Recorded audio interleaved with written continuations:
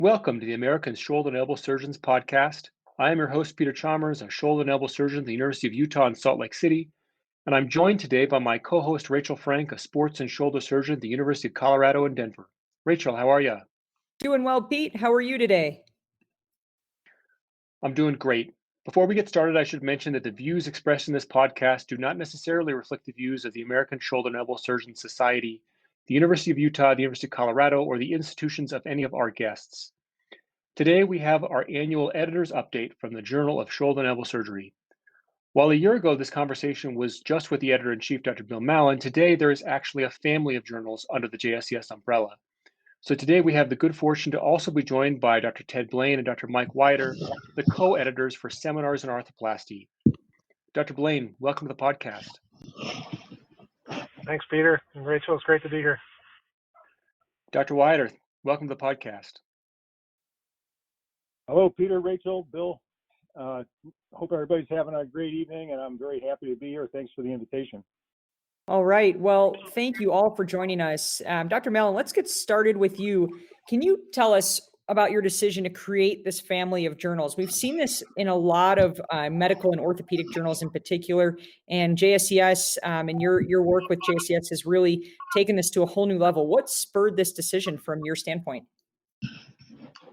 Well, when I started as editor of JSES, which was 2008, that year there were 480 articles submitted to the journal. Last year, 2020, we had 1,800 articles submitted, so about 3.5 times as many as when I started 12 years ago. And the problem was that our acceptance rate was getting very low. It was down around 20%, which isn't the worst thing in the world. That's about what JBJS is, or even a little lower. But JSES, I used to say, is sort of an end-stage subspecialty journal. Many of these articles that we would reject, which were pretty good articles, the authors would say to me, "Can't you reconsider? I mean, where else can I send?" And there really wasn't another place to send this for good shoulder and elbow articles. And it became obvious to me we needed more outlet for more articles because we were rejecting an awful lot of good articles. So tell me, so then you felt like there was these rejections, and then tell me from there, what were the next steps? Tell us how you formulated the journals from there. What's the flavor for each of them? Well, we started with JSES International, which actually the original name was JSES Open Access. That started in 2017. And even with that, we were still getting a ton of articles submitted and rejecting a lot of them. And a lot of them were either review articles or articles on shoulder arthroplasty. And especially for shoulder arthroplasty, there was no place to go, because about 10 years ago, I actually had a couple articles submitted 20, 25 years ago in Journal of Arthroplasty on shoulder arthroplasty. But about 10 years ago, Journal of Arthroplasty said they're not going to do anything except hip and knees. So there was no real good outlet for shoulder arthroplasty articles. And we were rejecting so many review articles because we were getting so many, and we didn't really have the pages to publish a lot of them, that I thought we had room to start an arthroplasty journal and a review article journal. Okay, so tell us so we had the open access journal. What are the titles of journals right now? Well, the main journal is still Journal of Shoulder and Elbow Surgery, or JSES. Then there's JSES International, which is edited by Pierre Mansat out of Lyon, France. And that has no special focus. It's really just sort of like when JBJS had a British and an American edition. It's sort of an international or a European edition of JSES. And then the journal that Ted and Michael edit is Seminars in Arthroplasty, JSES, which focuses on both shoulder and elbow arthroplasty. And then the final journal is called JSES Reviews, Reports, and Techniques, although we usually refer to it as JSES RRT, which looks to publish mostly review articles and case reports, kind of the two ends of the spectrum on articles. It'll publish technique articles, but we don't really get a lot of those. Dr. Blaine, can you tell us a little bit about your experience so far with seminars in arthroplasty? How's that been going for you? How have you seen the quality of the articles, the quantity that gets submitted? What are your thoughts there? Yeah, it's been fantastic. I mean, I think to echo some of the comments that Bill already made, I mean, all credit to Bill Mallon and to the board for having the vision to put this together, because I think it's been fantastically successful so far and is only getting better and better. I mean, just to give some perspective, Michael and I sort of saw things from the other side. Bill was seeing things from the editorial side, whereas, we were seeing and discussing this over the last 8 to 10 years, how as authors and researchers and faculty members, we really couldn't, find a place to publish the work that some of us were doing. And we saw that there were so many other, papers that just couldn't be accepted. There just wasn't enough of a forum for them. So, Michael and I started off, I think Bill mentioned this, with another journal, which we started in 2017 called the Journal of Shoulder and Elbow Arthroplasty, through a different publisher. And then, we had submissions over those 3 years from 2017 through 2020, which I think we published about 20 papers a year on average. And then, we're able to come over to the JSES family of journals, again, thanks to the vision of Bill. And we've just seen an incredible increase. I mean, I think we had 175 175 submissions in the past year, and published 48 in the first year. And remember, this just started as of last February. The first issue was in May. So 4 issues, 48 publications, 25 in queue for the next year. So it's really just been fantastically successful, and I think it's just going to continue to grow. Well, those numbers are incredible. I mean, talk about a rocket ship for quick growth. Dr. Wiater, tell us a little bit about what you think seminars in arthroplasty offers to readers and authors. Yeah, it's a forum for original research, both on the basic science, laboratory side, and clinical side for studies in arthroplasty of shoulder and elbow. And, just to add what Ted and Bill had said, I was on the receiving end of some of these rejections from JSES over the, 20 years of my career. And it got to the point where you would have a really quality study and, you could try JBJS, but we all know that's really hard to get published in. And so your, go-to journal has always been JSES. And if you got a rejection letter from them, there was really nowhere to go with your study other than maybe one of the throwaway journals. So for many years, I thought to myself, we need a journal for shoulder and elbow arthroplasty. And a course or a meeting Ted and I were at, we were just chatting and, catching up on things. And somehow the topic came up. And I told Ted my idea for a new journal. And I said, I've been kicking this around for a while, but it's just, I'm so busy. I can't, find the time to do it and everything. And Ted said, that sounds like a great idea, Mike. I'll help you and let's do it together. And that was really kind of when it started. I think maybe that conversation was in 2015. And we, searched for publishers and eventually launched JSEA in 2017, and then made the transition over to seminars when Bill and Jeff Abrams contacted Ted and I and said, we know what you guys are doing and we understand why. It looks like you're doing a good job with it. Here's what we'd like to do with JSES and create this family of journals. And we have an opportunity to take over seminars in arthroplasty, which was at the time a hip and knee arthroplasty journal.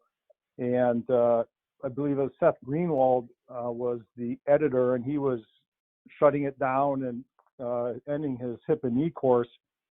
And so the title became available, and they wanted to take that title on into the JSES, under the JSES umbrella, and create the new journal. And Ted and I just jumped at the chance. So it's really been wonderful.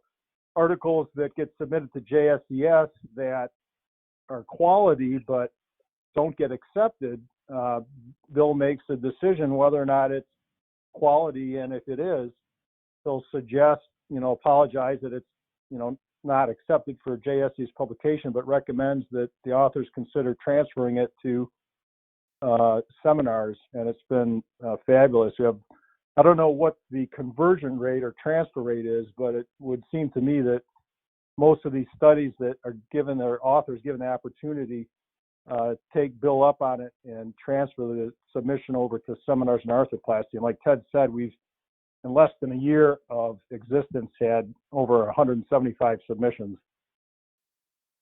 And not only that, but you know, Ted said that they published 48 articles in a year. Actually, they published 48 articles in 6 months. I think the first issue only came out in June. Is that correct, Michael or Ted? I think the first was July. Yeah. Yeah, I mean, very quickly. Well, I love the story you guys tell about kind of joining forces and joining what you were doing on your own. That was a great idea with what JSES was doing. And I think it's such a great reflection of our field and our willingness to work together. Something Michael said about, you know, when it got rejected by JBJS or JSES, and they'd send it to clinical ortho or, you know, sometimes AJSM, not so much for arthroplasty. What, you know, I read AJSM and arthroscopy each month, and I don't like seeing good articles in there on shoulders and elbows because I want them to be in our journal. And that was another reason we wanted to expand that. We wanted to have more room in the shoulder and elbow journal world for those good articles to get published and not have them show up in other journals because we think it makes a bigger impact among shoulder and elbow surgeons if it's in a JSES journal. Yeah, and I think that's a great point. Tell us a little bit about taking over the name of a prior journal. Are there implications for that? Is there a continuity with the prior articles, or is that just an issue of not having overlapping names? Maybe Dr. Blaine, you could tell us if there's implications to that. Yeah, I think, you know, it's a process. It's taken, you know, a little bit of time. I mean, that we loved the, you know, the first name that we had, which was Journal of Shoulder Elbow Arthroplasty, but, you know, there were challenges in trying to move that name over, and it just was fortuitous that there was, you know, a journal already, Seth Greenwald's journal, that was ready to be expired. So, you know, it was a great opportunity, I think, to move into that name. Taking the name over itself, you know, it hasn't been, you know, really that difficult to acquire the name. I don't know if there are any legal implications that Bill can speak to, but no, it's been a pretty seamless transition for that. I mean, there is online, you know, you'll see if you look through the journal, there's been a transition period where there are some hip and knee arthroplasty articles that you can still access through the seminars website just because of that transition phase. But I think that's going to very quickly transition so that it'll all be shoulder and elbow. It was Elsevier's idea because Seminars in Arthroplasty was already indexed in certain places and already had subscriptions at libraries, medical libraries around the world. And by assuming the name and taking it over, we benefited from that because libraries would probably keep the subscriptions, whereas if we take a new name, we'd have to start from scratch and try to, you know, get subscriptions and things like that. Yeah, that's super interesting. So does that affect, Dr. Blaine, how long it is until Seminars and Arthroplasties is indexed by PubMed? I mean, that's a question that probably the publisher can speak to in more detail. And you know, unfortunately, she's not on this call. But you know, that was one of the things that we discussed in acquiring the name was that, just like Bill said, you know, it should be easier then to become indexed. And it's still a process. You know, I mean, we saw this with the other journal, and it just takes time, you know, to go through that process and become indexed. But you know, we're already ahead of the game because of the name that we have, and then also ahead of the game because of the, you know, the rocket ship that we're riding in terms of number of articles. You know, to get indexed, you have to have, you know, a certain number of high quality articles published, and we're ahead of that schedule. So I think it's going to be very quick, much quicker than it would be otherwise, but it is always a process. And maybe Bill wants to make some other comments on that, but. Bill, Well, I'll hand it over to you. No, I think Ted said it very well. We're actually already indexed on a couple things, and I don't have the list in front of me, but and as he said, our publisher knows more about it than all of us do. And she's pushing to get us indexed. We get asked that all the time. In terms of impact factor, that's a couple of years in the future because you have to publish a certain number of articles. But the good thing about impact factor for authors, like if you were to, if Rachel is to publish an article today in seminars, it does not have an impact factor, but when it gets an impact factor 2 years from now, that retroactively, will count against any H index for Rachel or whatever, an academic place may want for tenure or anything like that. Just make a comment on the indexing. So the two, big indexing bodies, Medline and Scopus, are the most difficult to get indexed. And our experience with the JSEA journal was that after 2 years, our publisher applied and we got rejected on both fronts. And major reason was volume of articles published. So, we just didn't have a ton of submissions. So I think for seminars and arthroplasty, that we're going so strong with these submissions and then eventual publications that I'm hopeful, within, it's been almost a year in existence. I'm hopeful a year from now, we'll have a very good chance of getting indexed by Medline and Scopus.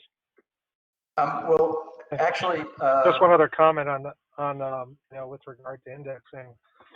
Well, a couple of comments. One is that, as somebody who's worked in a few different academic institutions, it is very important for appointments and promotions to have papers published, and ideally they should be papers that that you can access through PubMed. But ultimately, it's the number of papers that you publish and the quality of papers that you publish that's most important. So, different academic institutions have different criteria, but it's not a negative in many places to have a large number of quality publications, even if they're not yet indexed. If they're waiting to be indexed. So I think that's an important issue. And then the one other issue is that with this journal, and we can probably speak more to the details around this, but it's what we call a hybrid journal. So you have the ability to have the paper accessed not only by the subscribers to the journal, but also you can pay a article processing charge to have it open access, so that if you're willing or your institution is willing to pay that charge, it will be immediately available to the whole world without a subscription cost. So there's additional value, I think, with that hybrid model. And also, guys, I just checked our database on it. Seminars is already indexed on Scopus, and we're applying in January 2021, or just about now, for indexing on Medline. So hopefully that'll come through as well. And hopefully, when we do get indexed on Medline, the articles that we publish will get indexed retroactively. So the people that have, submitted and gotten published can be reassured that they're going to be searchable and indexed once we get indexed. Yeah, that'll be really nice for those authors and for their work to be more readily accessible for people searching those databases and those websites. With the volume of journals and the volume of articles, one thing that has become very critical is reviewers, because as you get more articles submitted, as you guys all know, you need reviewers to get to those articles and turn back reviews in a timely fashion so that authors can move on with their work. And we all know that that can be very challenging. So maybe each of you could comment, but Dr. Wiater, let's start with you. What do you think makes a reviewer a good reviewer? And do you have any words of wisdom in particular for all those reviewer number twos out there, of which I know I've been that reviewer many times. I'm sure we all have. What makes a reviewer a good reviewer in your mind? First and foremost is to take the time to closely read the article. It's difficult. We're all busy. getting pulled in a bunch of different directions, and sometimes you get a bunch of other things on your plate. So it's really hard to find the time to do this. But that's really all it takes. You know, our reviewers are all very experienced, knowledgeable people. So anybody that we invite or our associate editors invite is super qualified to review the article and offer their opinion. So it really just, you know, takes time. And then, you know, usually, you know, your first couple of reviews can be pretty time consuming, and it's kind of a learning process. But once you get the hang of it, you know, you really develop an eye for, you know, what's good and what's bad. And usually, you know, an article you can read and then put together a nice review in, you know, an hour, you know, maybe a little bit more, maybe a little bit less.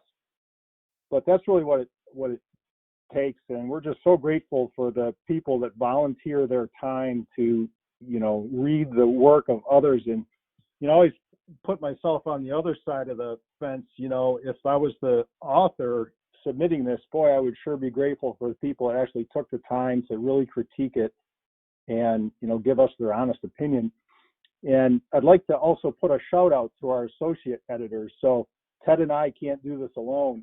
We've got a great group of associate editors helping us in seminars in arthroplasty, and that's Joe Abood, Mark Lobenberg, Mark Morey, Larry Galata, Vonnie Sabason, Jin Young Park, Eric Ricchetti, Patrick Reyes, Jay Keener, and Ruth Delaney. So we've got an international editorial board and people that are doing an outstanding job getting these articles sent out to reviewers and then rendering a decision. So that really makes the job of Ted and I so much easier.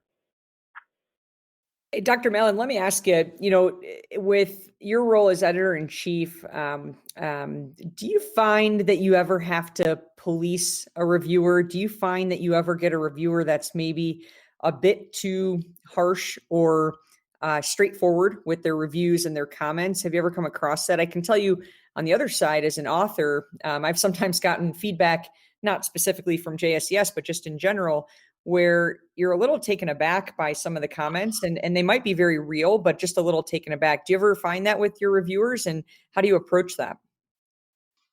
We do occasionally find that, and I do get an author occasionally complaining about the reviews from the tone of the review. There is one reviewer in particular who's otherwise an absolutely excellent reviewer. I love sending articles to him, but we did have complaints about his reviews sometimes, and I spoke to him about it, and he really has calmed down, and he's not, you know, has not had those problems since. You know, so you know, it's hard to get reviewers, and you know, Rachel and Peter understand this because they're two of my associate editors at JSES, so they see the problems we have getting the reviewers. In addition, you know, Rachel, what you said, how do we deal with, you know, difficult reviewers? One thing you learn, and that Ted and Michael are learning with this, and I've learned over the 12 years, I sort of know what my reviewers are going to say. If I want to reject an article, if I think an article should be rejected, but I'm still going to send it to reviewer, I would send it to Associate Editor X and Reviewer ABC and Reviewer DEF, because I know they'll reject the article. And I know who will accept the article. I know what the reviewers are going to say and what they're going to be like. So I have to be a little careful who I send articles to. I can't possibly send it to the three people I just alluded to. I won't tell you their names. But, you know, Watson and Crick's article on DNA would not be accepted by those three people I was just referring to. They're so tough. And so I find that out about articles, or about reviewers rather, that a lot of them have their own style, and some of them are much tougher than others. I think the format that the reviews are in, especially for JSES, as I review those reviews as well as the articles in that associate editor role, and I'm sure Pete would echo this, I find I always learn something from the reviewers themselves too. You know, I learn a little bit more about, oh, this reviewer's looking at that. I didn't even think to look at that, you know, statistical methodology in that much detail. And so I find that being in the associate editor role has made me a better article reviewer because I'm learning so many things probably from many of these more harsh reviewers that you're alluding to. So I think it's very valuable in many, many different aspects. Dr. Blaine, let me ask you, sometimes we have residents or fellows, and probably more often fellows, but even some residents, and I did this, I'm sure Pete did this as a resident, where they're on the review committee, they review articles. What are your thoughts there? Do you think residents and fellows should be doing that? Do they have enough experience to participate at this level? Obviously, everyone goes through journal clubs and reviews articles critically as part of their education and training. But to determine publication, do you think there's a role for that? Yeah, and I think, there's probably some value in some mentorship in that area. I know when I was a fellow, I would, look at some of the reviews that the faculty members were doing, and we would work together on it. And I try to do the same with my fellows, is to get them involved in reviews, but I don't have them do the review. They may start the process, and then I'm able to complete that. But I think there's great learning value to that. So absolutely, yes, I think it is important that they're involved. And some of them do an incredible job, probably even a better job than some of the people that Bill was referencing. So, I think it is a very, very important thing to learn. And I think we all get to be better reviewers with time.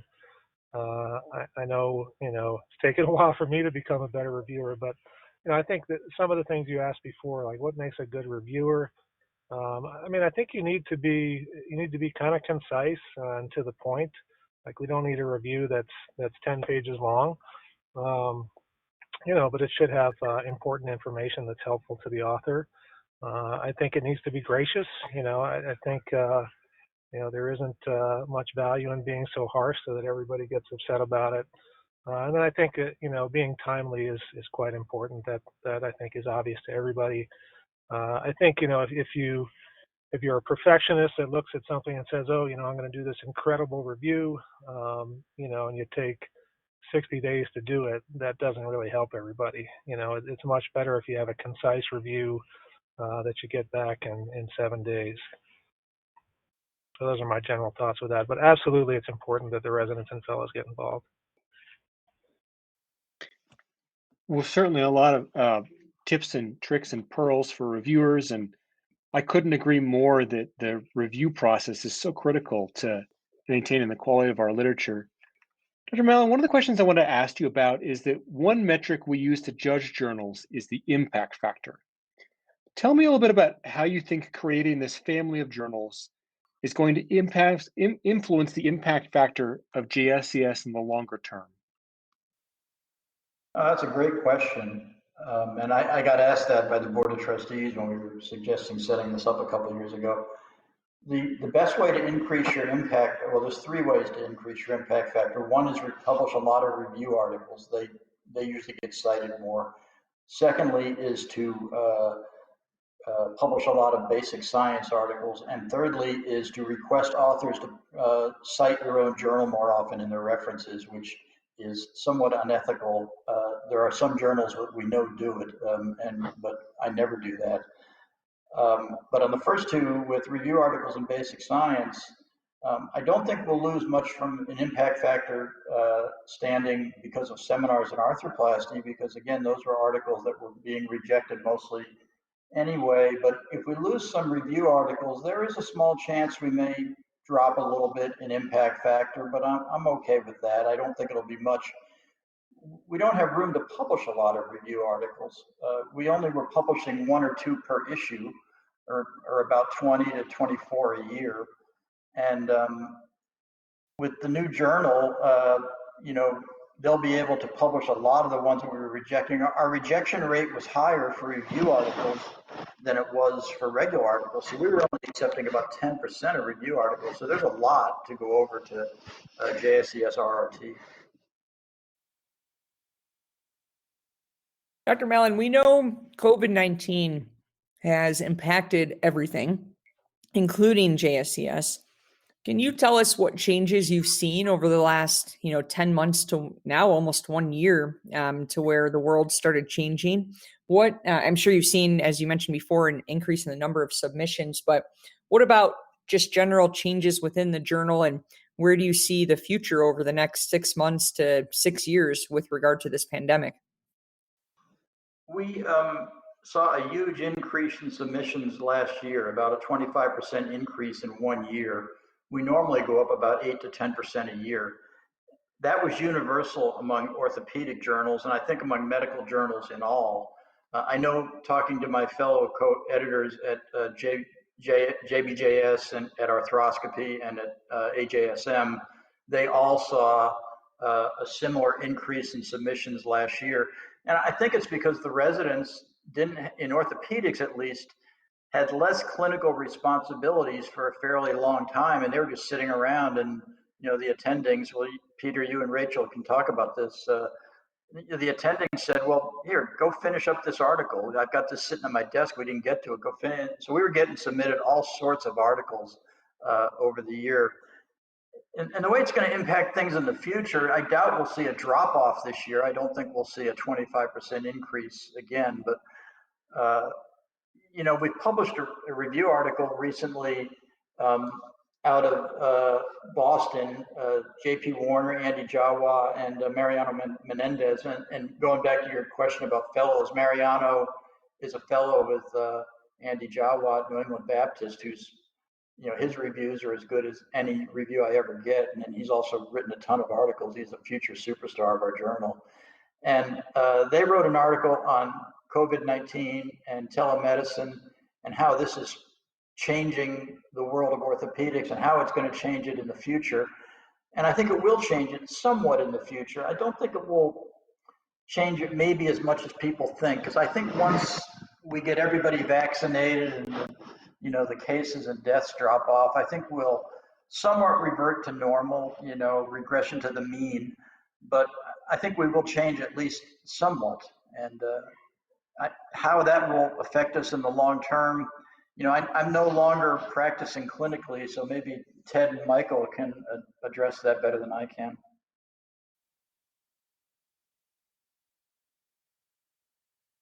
Yeah, I can make a comment. I mean, I think telemedicine is here to stay. I mean, I don't know if it'll be to the same level that we're doing now, but I do think that there will be a role for it.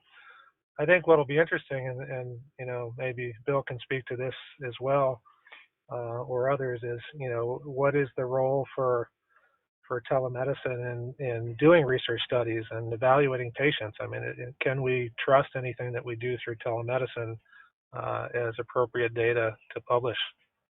Bill, do you have any comments on that? Well, we've had a couple submissions along those lines, Ted, looking at, actually one of them came from my former institution, Duke, looking at, kind of patient outcomes measured by telemedicine, and then they got them back in for an inpatient visit and did patient outcomes by that to see how they compared. And they were relatively similar. I don't think the patients like it as much. I think the head-to-head interaction between doctor and patient, the patients prefer. I think for sure telemedicine's here to stay, and I can see it in my practice now. Patients actually requesting it, for a MRI follow-up visit, for instance, and it makes all the sense in the world. There's no reason patient needs to drive to your office and sit in your waiting room and go into the exam room to go over an MRI result.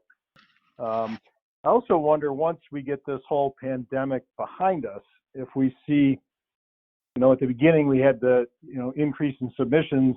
I'm wondering if once it gets behind us, we're gonna have a little bit of a dip, because I think there's a lot of patients out there that are holding back, especially those, elderly patients. At least I'm seeing that in my area, that are afraid to come in. And even though the numbers are reasonable and the hospitals are open and we're doing surgery, elective surgery and whatnot, I think they're still holding back. And I think finally, once we get that herd immunity, it's going to be really busy for a lot of surgeons. So we might see a little bit of a dip.